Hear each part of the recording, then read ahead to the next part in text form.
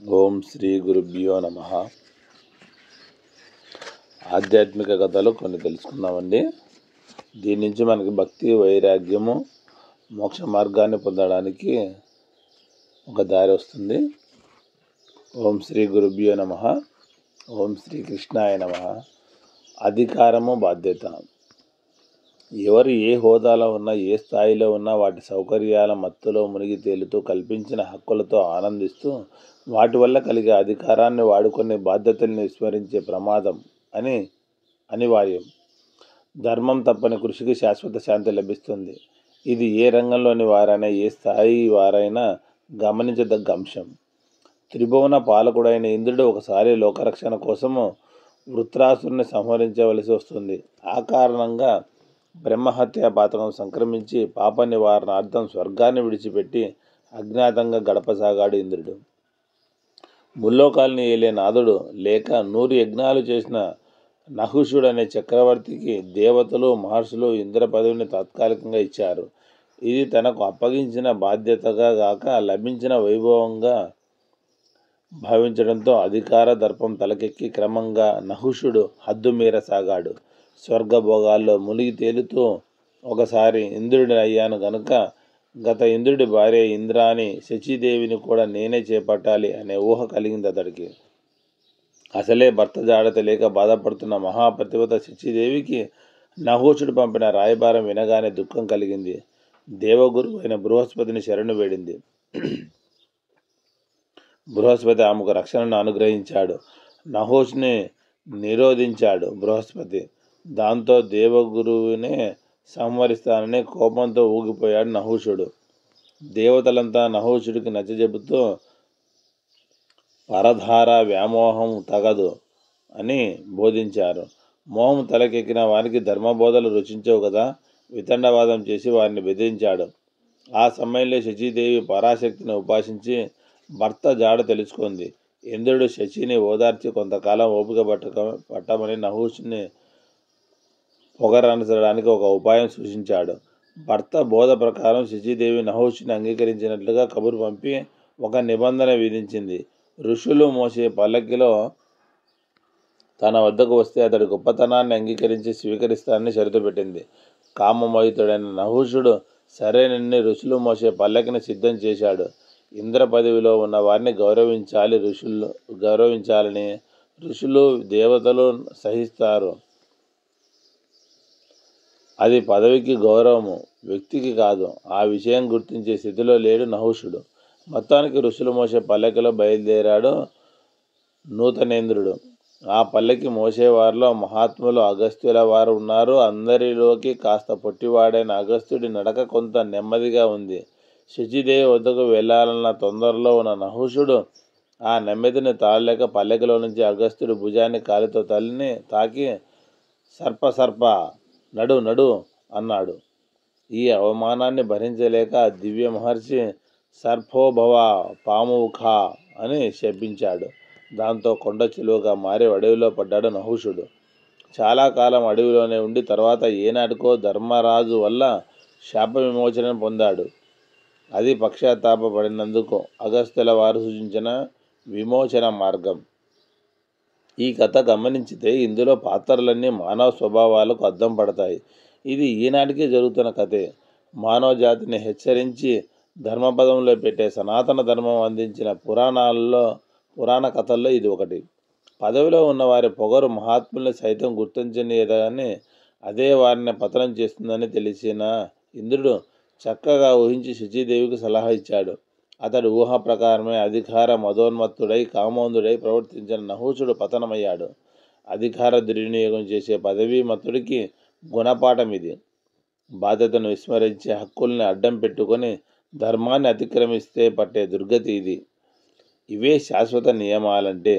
వీటినే ధర్మాలు అంటారు. కాలాలు, పద్ధతులు మారినా ధర్మాలు మారవు.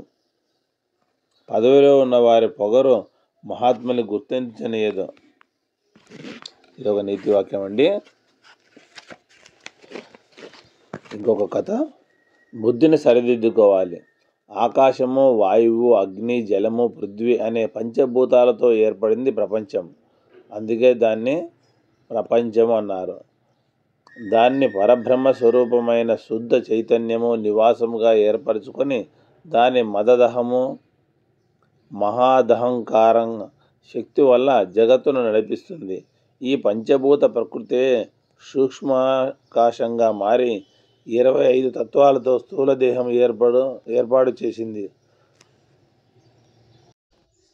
25 తత్వాలతో స్థూల దేహం ఏర్పాటు చేసింది. అందులో ఆకాశభూతం వల్ల కలిగిన జ్ఞానం, మనసు, బుద్ధి, చిత్తం, అహంకారం అనే 5 తత్వాలను అంతఃకరణాలంటారు.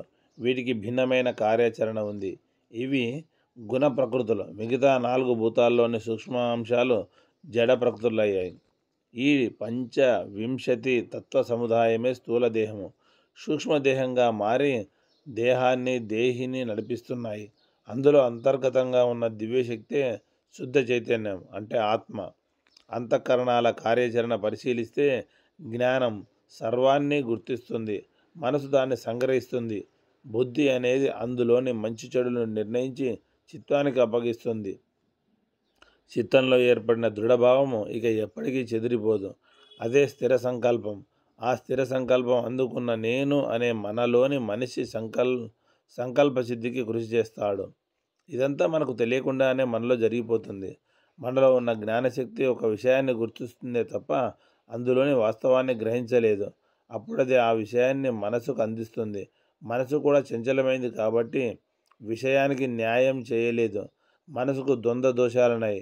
ఒక్కోసారి మంచి వైపు, ఇంకోసారి చెడు వైపు మనసు లాగుతుంది. అంచేత దానికి నిర్ణయ శక్తి లేదు. అప్పుడే బుద్ధికి పని తగులుతుంది. విషయ విశ్లేషణ చేసి మంచి చెడులు నిర్ణయిస్తుంది. సమ్మతమా అసమ్మతమా, అంగీకరించాలా వద్దా అనే మీమాంసలో పడుతుంది. దానికి ఉన్న నిర్ణయాధికారంతో మంచి కానీ చెడు కానీ ఏదో ఒకటి తేల్చేసి చిత్తానికి అప్పగిస్తుంది. చిత్తంలో ఏర్పడిన ఆ దృఢభావమే నేను అనేవాడు నిర్వహిస్తాడు. అది కార్యరూపం అవుతుంది. ఈ అంతఃకరణాల మదనములో బుద్ధికి ఉన్న ప్రాముఖ్యం కీలకమైంది. అటువంటి బుద్ధిని సానపట్టి మెరుగులు దిద్దితేనే బుద్ధిమంతుడవుతాడు. సజ్జన సాంగత్యము, సద్గ్రంథ పఠనము, సామాజిక దృక్పథము, అనుభవజ్ఞుల మాటలను ఆదరించడము వంటి వాటి వల్ల బుద్ధి పరిణతి చెంది శాస్త్ర సమ్మతమైన సత్యమార్గానికి రాగలుగుతాడు. అవి కొలమానికలా ఉపకరించి సత్యాసత్యాలు నిర్వచిస్తాయి. దానివల్ల జ్ఞానబిందువు వికసించి విజ్ఞానవంతుడవుతాడు. అటువంటి బుద్ధిని సంతరించుకుంటే చాలు. గీతాచార్యుడు చెప్పినట్లు మంచి చెడులకు బుద్ధే కారణమవుతుంది.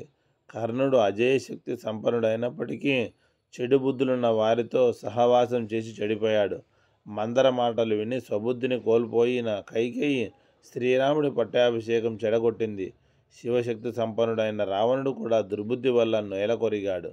బుద్ధిని నియంత్రించుకుంటూ సంస్కారం అనే కొలమానికలు సమాజం నుంచే రాబట్టుకోవాలి. బుద్ధిని సంస్కరిస్తే చాలు, మిగతా అంతఃకరణాలు వాటంతట అవే స్వాధీనమవుతాయి. పరిణత బుద్ధిలోనే పురోగమనం. ప్రజాస్వామ్య పునాది. అనేక నదులు వివిధ ప్రదేశాల్లో పుట్టిన అన్ని చివరకు కలిసేది సాగర గర్భంలోనే అని వేదం తెలిపింది. అన్ని నదుల్లోనూ సముద్రంలోనూ ఉన్నది నీరే. ప్రపంచంలో ఎన్నో మతాలు, జాతులు, వర్ణాలకు చెందిన మానవులు ఉన్నారు. ఒక మతము బెత్లెహేంలో, మరొకటి మక్కాలో, ఇంకొకటి హిమాలయాల్లో పుట్టాయని చెబుతారు. కొందరు ఇంగ్లాండులో, కొందరు టర్కీలో, మరికొందరు భారతదేశం మొదలైన దేశాల్లో జన్మించారు. కొందరు శ్వేత జాతీయులైతే మరికొందరు నల్ల జాతీయ వారు.